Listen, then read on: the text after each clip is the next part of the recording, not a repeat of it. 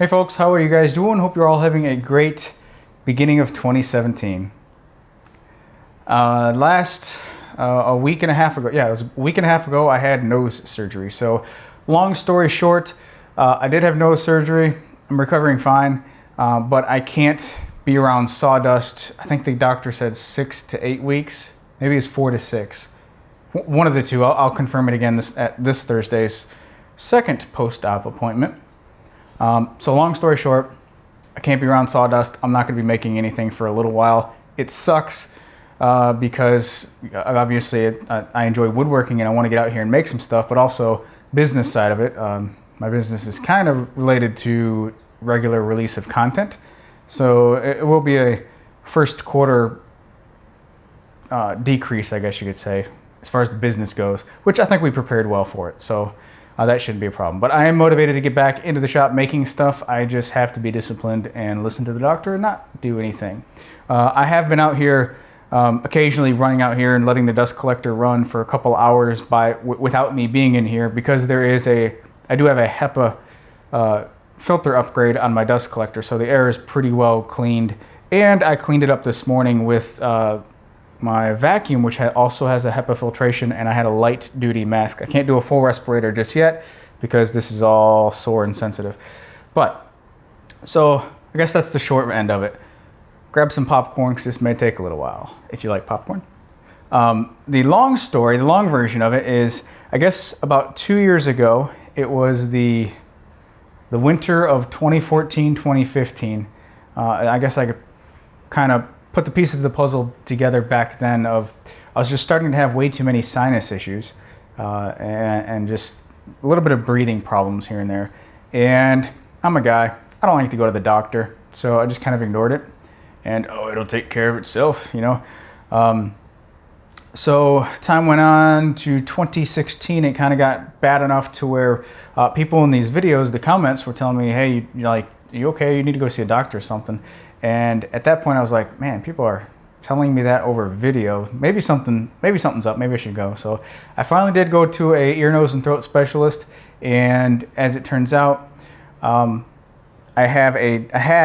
had no longer a deviated septum on one side and a bone spur in the middle growing off into it.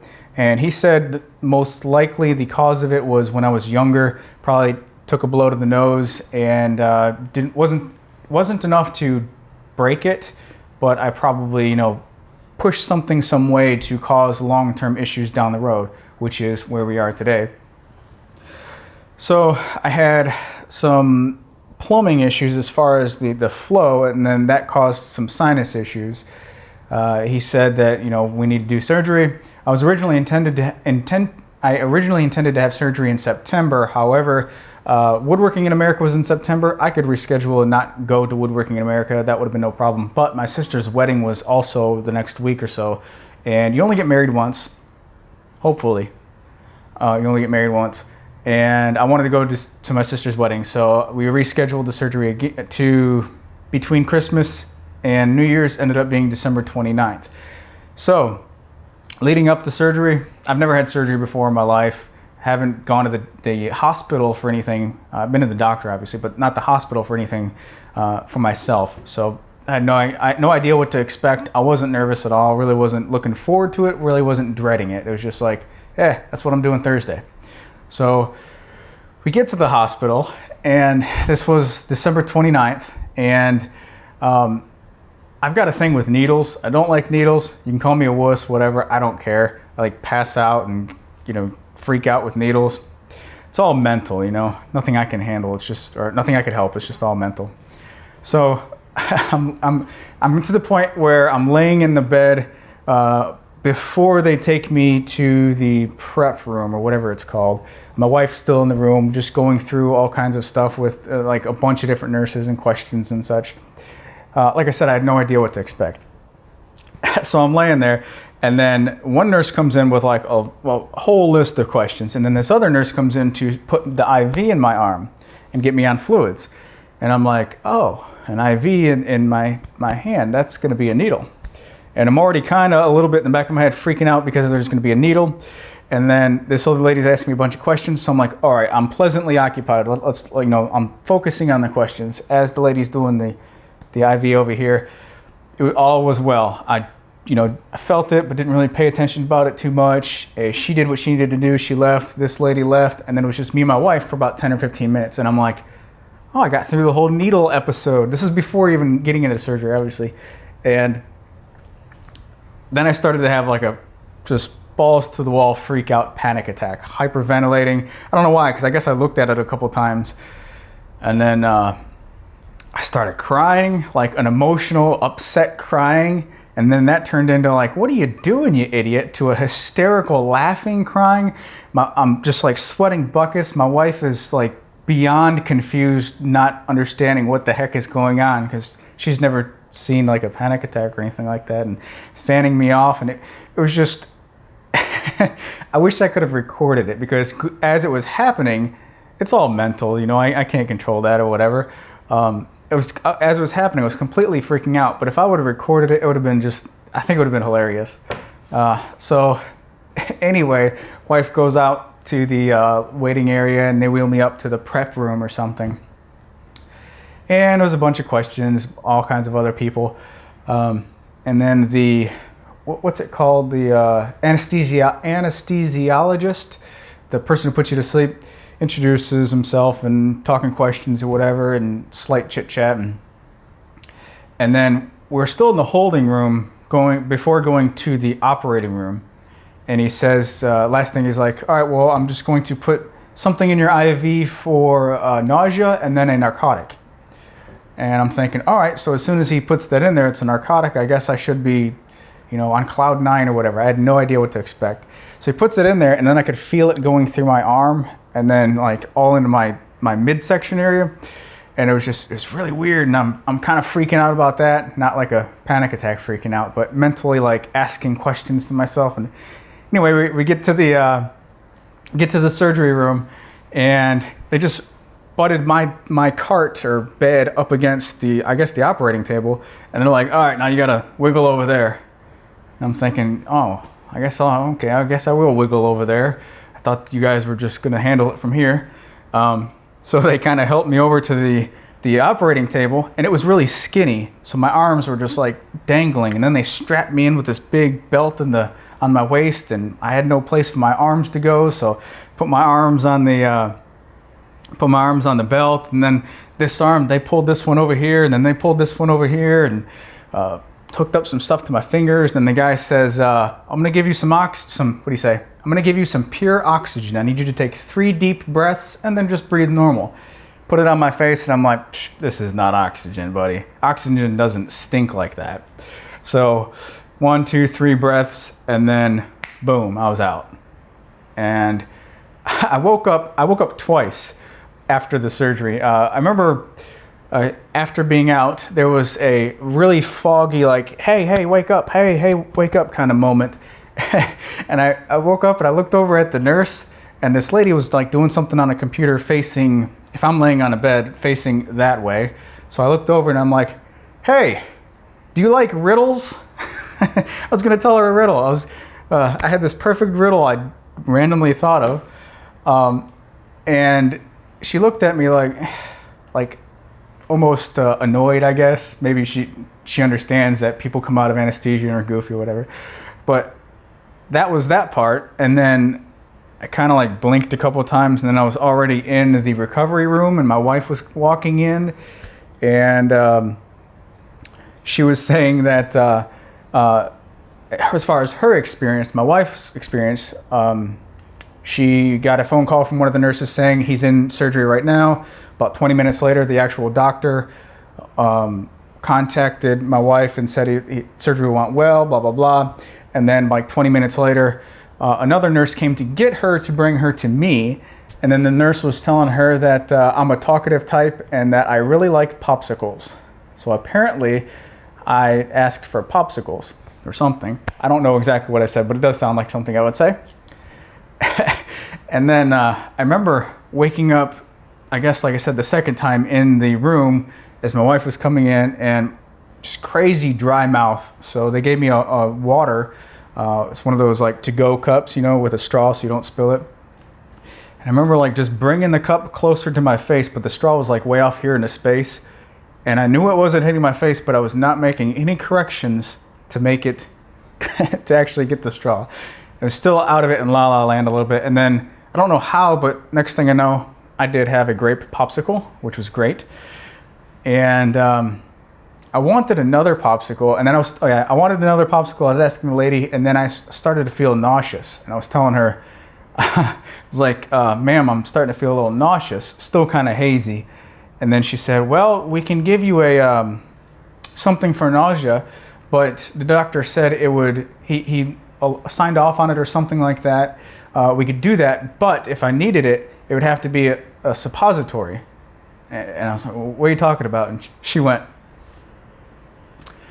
and explained it to me. And I was like, oh, I'm feeling better. I'm feeling really, really good. I'm okay. And then, you know, you go to the bathroom before you can leave the hospital, and still a whole fog the rest of that afternoon. Finally got home and slept the first couple of days, mostly because they gave me pain pills. And I've never taken pain pills in my life. I don't like feeling away from normal. Like every once in a blue moon, maybe 2 or 3 times a year, I'll have some alcohol with some friends and socially drink or whatever, but I don't like to feel not normal. You know, there's no light switch you can like, if you have a buzz from drinking, there's no light switch like, okay, I'm done, and get back to normal like that. So they put me on some pain pills, and that was kind of weird. First couple days, it was more, I lost my voice from the breathing tube that they put down your throat. And that was the worst part about it, to be honest with you, was the breathing tube. Horrible headache, and then I had this gauze thing, this sling. It's like an elastic band that wraps around your ears, and you just wrap gauze around it because you just had nose surgery. Your nose is going to bleed, which was disgusting. Man, there was so much blood. First 2 days, painful, blah, blah, blah. Day like 3 and 4, I was starting to get over it and, you know, more or less start to get frustrated. Like, I want these splints out of my nose. They actually put like 4.5-inch, however long, plastic, for lack of better terms, there's a big plastic booger that you could not pick in both sides. And they went so far back into your nose, like I could feel them like scratching my throat. It was really, ugh. So day 5 and 6 were just really frustrating. Like, I want this crap out of my nose, and I want it out of my nose yesterday. After 7 days, I had a first post-op appointment at the doctor's office, not the hospital. And I was going to get them taken out, and I was legitimately so excited to get them taken out that I slept like an hour the night before. I was like a kid on Christmas Eve, just like, these plastic boogers are coming out of my nose tomorrow, and I'm just so excited.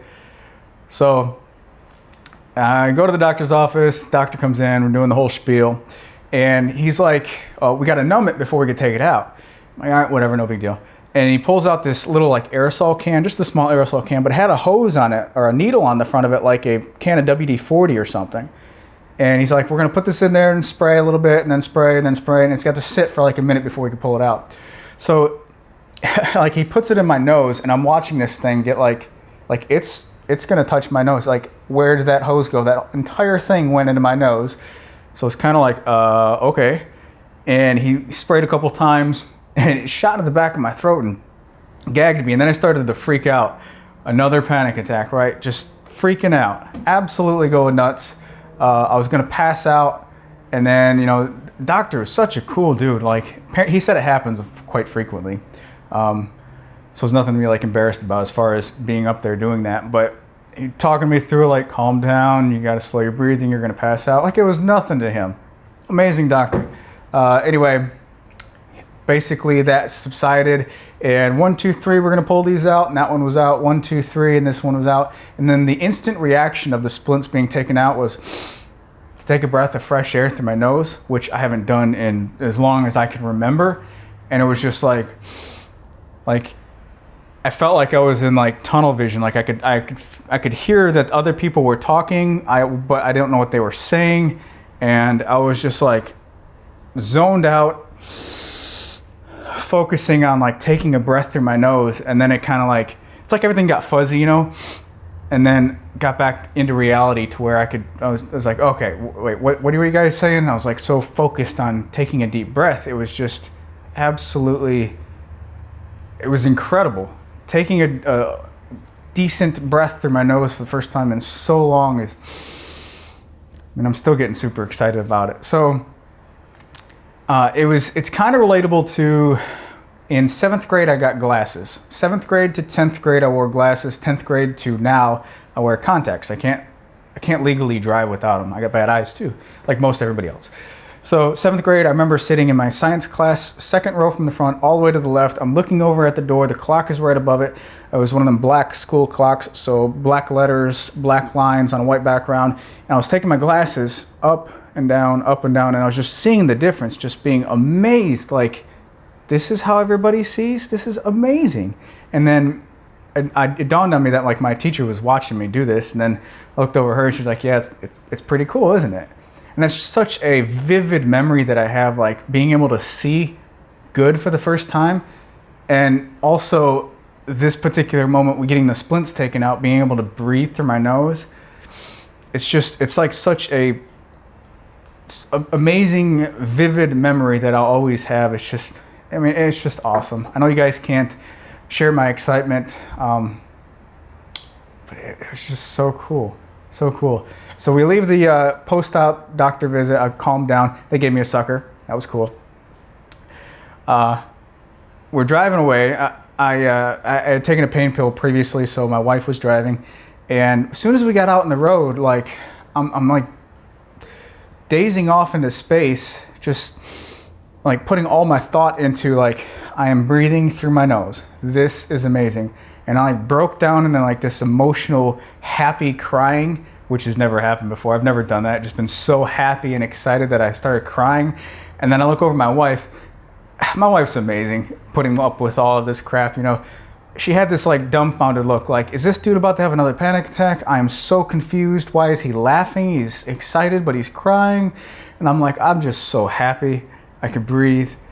And man, talk about an emotional roller coaster.